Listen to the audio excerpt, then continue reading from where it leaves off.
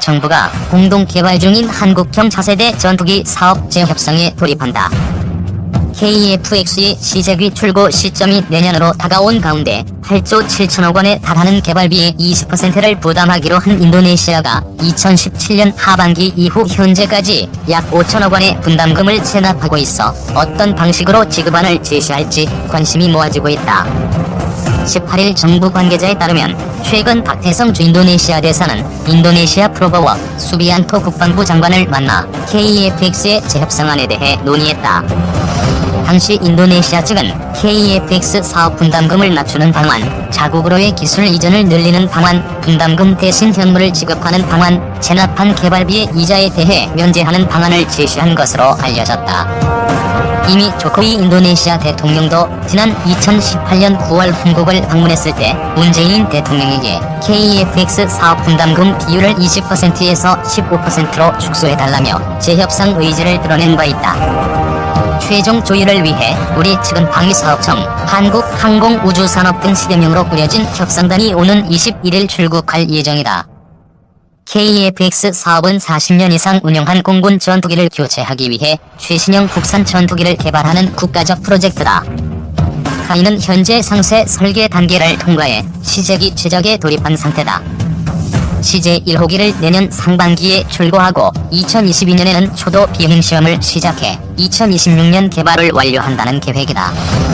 하지만 인도네시아는 KF-X 전체 사업비 8조 8,304억 원의 20%가량인 1조 7,338억 원을 분담하기로 했지만 2017년 하반기부터 KF-X 분담금 5천억 원을 체납했다. 올해 국방 예산으로 2,700억 원 상당의 KF-X 분담금을 책정했지만 이마저도 지급하지 않은 상태다. 일각에서는 야당 대표였던 현 프라보워 장관이 KF-X 사업을 반대하고 해외직 도입을 추진 중인 것 아니냐는 우려도 나온다. 인도네시아 내부에서는 프랑스산 전투기 라팔 48대를 구매 검토 중이라는 이야기까지 돌았다. 인도네시아가 KF-X 사업에서 철수할 경우 KF-X 사업의 차질은 불가피해진다. 당장 인도네시아가 미납한 1조 5,318억 원을 마련해야 한다. 신종 코로나 바이러스 감염증 주경 예산으로 인해 국회로부터 1조 원이 넘는 국방 예산을 추가로 승인받기도 쉽지 않은 일이다. 또 계획한 전투기 생산 대수가 줄어 KF-X 가격이 기존 예상가보다 오를 수밖에 없다. 현재 양산 계획대로라면 KF-X 1대당 가격은 800억 원대로 추정된다. 정부 관계자는 1년 만에 진행되는 재협상에서는 쉽지 않은 문제가 제기될 수 있지만 KF-X 사업의 정상 진행을 위해 최선을 다할 예정이라고 말했다. 미국 로키드 마틴사가 세계 최강으로 일컬어지는 F-22와 F-35의 혼합형 개발을 일본 정부에 타진하는 것으로 알려지면서 관심을 모아주고 있다. 일본이 자체 개발하기로 한 스텔스 전투기 F-3 개발 프로젝트가 올 스톱할 경우 우리 군이 추진 중인 한국형 전투기에 어떤 영향을 미칠지 모른다는 우려에서다.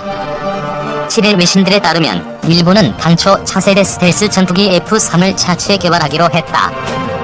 이를 위해 일본은 애초 2030년께부터 순차적으로 퇴역할 F-2의 후속 전투기를 자체적으로 개발한다는 계획이었다.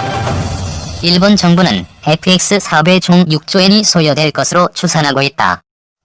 정비와 폐기 비용 외에 개발비와 100대 정도를 도입하는데 각각 1조 5천억 엔씩이 필요할 것으로 보고 있다.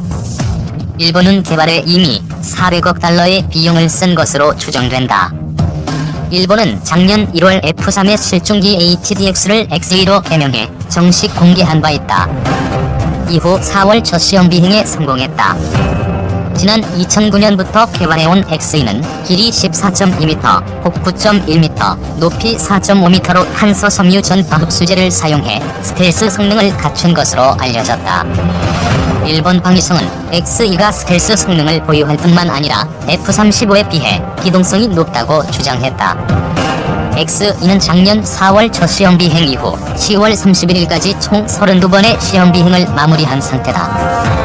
하지만 일본 정부는 개발 시간이 오래 걸리고 차세대 전투기 개발 성공 여부를 장담할 수 없다는 이유로 올해부터 총 42대의 F-35기를 도입하기로 했다. 내부적으로는 도널드 트럼프 대통령의 방일 당시 무기 도입 요구에 손사래를 칠 수 없었기 때문이라는 분석이다. 당시 일본 언론들은 미국 F-35 스텔스 전투기 구입과 미사일 방어 추가 구입 등으로 재정적 압박을 받으면서 일본 방위성이 F-3 개발 연기를 검토 중이라고 분석하기로 했다. 일본은 당초 F-4 팬텀 전투기, 노후한 F-15 전투기 200대 가운데 일부를 대체하기 위해 F-35E를 도입했다. 일본은 지난해 항공자위대 미사와 기지에서 스텔스 전투기 F-35E 첫 배치 기념식을 개최하게 했다. 당시 일본 내부에서는 F-35E 첫 배치에 이어 자체 전투기 개발 사업도 포기하는 것 아니냐는 우려가 나오기 시작했다. 일본은 F-35E 42대를 도입하기로 하고 미쓰비시 중공업 시설에서 최종 조립과 검수 과정을 거칠 예정이라고 홍보했지만 우려의 목소리는 더 커져만 갔다. 여기에 일본은 해병대용인 F-35B를 추가로 도입하겠다고 나섰다. F-35B는 단거리 및 수직이 착륙이 가능해 헬기 탑재 호위함인 경항모 이즈모에서도 운용할 수 있다. 중국과 영토 분쟁을 벌이고 있는 동중국해 주변 작은 섬들이나 본토에서 멀리 떨어져 있는 낙도 지역에서 활용하겠다는 계획이다. 하지만 미국의 요구는 더 커져만 가는 모양새다. 최근에는 미국 로키드 마틴사가 세계 최강으로 일컬어지는 F-22와 F-35의 혼합형 개발을 일본 정부에 제시한 것으로 알려졌다. 일본 보수 매체들은 외국 한미를 엄격히 금지해온 F-22 기술 일부를 일본에 공개키로 한 것은 미국이 일본을 안보상 중요한 파트너로 인정한다는 의미라고 평가했지만 일본 방산 기업들의 실험은 깊어져만 간다.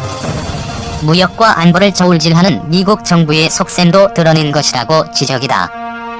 특히 트럼프 대통령의 입장에서는 7조 5천억엔 규모의 대무역 적자가 마음에 걸렸을 것이고 트럼프 정부에 대한 첫 평가 무대인 11월 중간선거를 앞두고 전임 오바마 행정부의 국방비 감축으로 타격을 받은 군수업계의 지지를 확보할 기회이기도 하다. FX 순국 상화를 목표로 해온 일본은 어려운 선택에 몰리게 됐다. 옛 기술연구본부에서 전투기 개발에 관여했던 가게야마 마사미 전 항공장비연구소장은 미국이 FX 사업을 주도하면 일본 기업의 수익이 악화돼 방산 분야의 생산과 기술 기반이 흔들릴 것이라고 우려했다. 니혼 게이제이는 미일 동맹을 중시하는 일본의 입장에서 미국의 제안을 거부하기는 어려워 FX 순국 산화는 현실성이 떨어진다고 지적했다. 로키드 마틴사는 빠르면 올 하반기부터 F-22와 F-35 혼합형 개발 계획 구체안을 마련한다는 계획이다. 미국의 방산업체는 민감한 군사 기술을 외국에 넘길 때 정부의 허가를 받아야 한다. 특히 이 설계도는 수출이 금지된 전략무기인 F-22 레터와 F-35 라이트닝의 설계를 바탕으로 한 것이어서 미국 정부가 어떤 결정을 내릴지 주목된다. 방위사업청이 인도네시아와 방산협력위원회를 열고 회의를 개최했지만 차세대 전투기 개발 사업 분담금과 관련한 논의는 이루어지지 않은 것으로 전해졌다. 25일 방사청은 성일 방사청 국제협력관과 다당 핸드라유다 인도네시아 국방부 예비 전력청국장이 주관한 화상회의에서 양측은 방산기술 보호 협력 강화와 무기 체계 현황 공유 등 방산협력 방안을 논의했다고 밝혔다. 양국의 8개 방산업체가 자사 제품을 소개하고 현재 진행 중인 협력사업 현황을 공유하는 시간도 마련됐다. 한국 측에서는 풍산, LIG 넥스원, 대우조선해양 등 3개사가 참여했다. 방사청은 KT-1B, T-50I 등 국산 항공기와 잠수함 등을 도입해 운영하는 인도네시아를 향후 여러 무기체계를 함께 운용할 방산협력 핵심 국가로 보고 있다. 하지만 이날 회의에서 KEFX, EFX 개발 사업 분담금과 관련한 논의는 이루어지지 않은 것으로 전해졌다. 인도네시아는 KEFX 개발 주관사인 한국항공우주산업에 기술진 110여 명을 2016년 하반기부터 파견했지만 지난 3월에 모두 철수시켰다. 국내 신종 코로나 바이러스 감염증 확산을 이유로 들고 있지만 기술 이전을 놓고 불만을 품고 있는 것으로 알려졌다. 인도네시아는 코로나19 확산세가 소강 상태에 접어들면 다시 파견하겠다는 입장이었지만 아직 후속 조치를 내리지 않았다. 인도네시아 정부는 KEFX 전체 개발비 8조 5천억 원 중 20%에 해당하는 1조 7천억 원을 부담하기로 했지만 지난해 초까지 2,200억 원만 내고 분담금 지급을 중단했다. 인도네시아는 현재 자국의 재정 상황을 들어 고무 원료 또는 인도네시아에서 생산하는 CN235 수송기로 분담금을 대납하려는 것으로 알려졌다. 잠수함 수출과 관련해서도 잡음은 이어지고 있다. CNBC 인도네시아 등 외신에 따르면 인도네시아 국영 PAL 조선소의 인사총괄국장 에티 수와르다니는 지난 18일 하원 11분과위원회에 출석해 4에서 6번 함잠수함을 건조할 2차 사업 계약을 작년 3월 체결했지만 여태껏 진행되지 않았다고 말했다. 인도네시아는 총 12척의 잠수함을 도입하기로 하고 1차 사업으로 2011년 대우조선해양과 1400톤급 잠수함 3척을 계약했다. 이후 2차 사업으로 1400톤급 잠수함 3척을 대우조선해양에 추가로 주문했다.